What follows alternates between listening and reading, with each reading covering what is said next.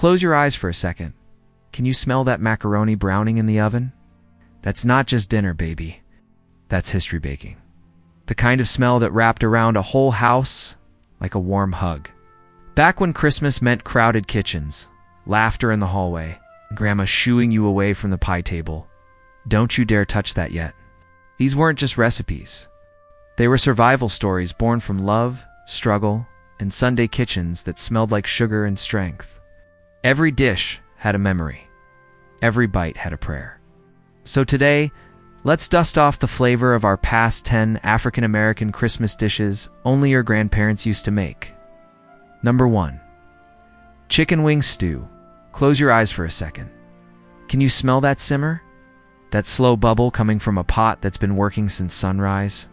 That's Grandma's chicken wing stew, the heartbeat of Christmas nights in so many homes. Wings browned just right, onions and peppers soft and sweet. A little tomato to give it body, and a handful of seasoning she never measured. Just a pinch of this, baby, and a whisper of that. The broth was thick, rich, and full of stories. You could taste Sunday prayers and Friday paychecks all in one spoon. This was the after-feast dish. The one waiting on the stove once the wrapping paper settled and the laughter got low. And let's be honest, it always tasted better the next day. Because that stew wasn't just food. It was the sound of love still cooking. You remember that, don't you? That late-night kitchen light glowing soft, that smell wrapping around you like a blanket. Number 2, stewed oxtails with rice gravy. Now this right here, this was the crown jewel. Stewed oxtails, tender and slow, cooked till the meat just fell from the bone like it was tired from holding on. Grandma didn't rush that pot, she let it talk. Browned oxtails, onions, garlic, and a little flour for that deep. Brown gravy that hugged every grain of rice. You could hear that slow simmer, pop, hiss, bubble all afternoon. The kind of sound that told you Christmas was real. And when she finally lifted that lid, it wasn't just food inside. It was memory, patience, and pride. Did you know oxtails started as a dish of necessity? Enslaved Africans were given leftover cuts, but through skill and spirit, they turned scraps into luxury. Now, it's served in fine restaurants, but back then, it was soul alchemy. Turning what little you had into something rich enough to make the whole family quiet at first bite. Number 3. Wild berry dumplings. Ever remember picking berries out back, hands purple, lips sticky, Grandma laughing from the porch? Those berries weren't just for snacking. They became Christmas gold when she dropped them in a pot with sugar, butter, and those little dumpling strips she rolled by hand. The smell alone could make you forget the cold outside. As the pot bubbled, steam filled the kitchen, windows fogging while someone hummed a hymn in the background. That was Christmas. Not lights or fancy gifts, just sweetness made from what the earth gave you. Some folks used blackberries, some blueberries, some mixed whatever they could find. The syrup turned thick and dark, coating every dumpling like velvet. And when she served it warm with a splash of cream, it felt like summer sneaking into December. Number 4, stuffed bell peppers with rice and onion. Now this was Grandma's masterpiece in disguise. You'd see those colorful peppers sitting in the pan, and you knew she was showing off that day. Inside, rice, onions, maybe a little ground beef or sausage if times were good. She'd season it with soul, not just salt and pepper. Out that invisible something only Grandma had. Stuffed peppers came from a place of making much from little. Every leftover found a home inside those peppers. And when they baked, the smell rolled through the whole house, savory, rich, like you could taste it just by breathing. You'd walk through the door, and someone would say, "Ooh, she'd mackin' them peppers again." It wasn't Christmas without them. Number 5, sweet potato biscuits. Now listen, these weren't just biscuits. These were sweet, soft, orange pillows of joy. Grandma would mash up leftover sweet potatoes with butter, sugar, and a touch of nutmeg. Roll that dough out on the counter, dusted with flour, and bake it till the edges kissed golden brown. You ever open that oven door and feel the wave of heat hit your face, the kind that smelled like love? She'd brush them with butter and call out, "You better grab one now, 'cause they won't be here long." And she wasn't lying. The sweet potato biscuit was the bridge between dessert and bread, sweet enough to eat alone, but strong enough to hold ham, gravy, or syrup. Each bite took you back 2 hands that worked hard, to laughter that echoed long after supper. And when you spread a little butter and watched it melt through, it wasn't just a biscuit anymore, it was a blessing. Number 6. Chitlins with hot sauce. Now, this one divided the room. You either loved chitlins or you ran from the smell. But everybody respected M.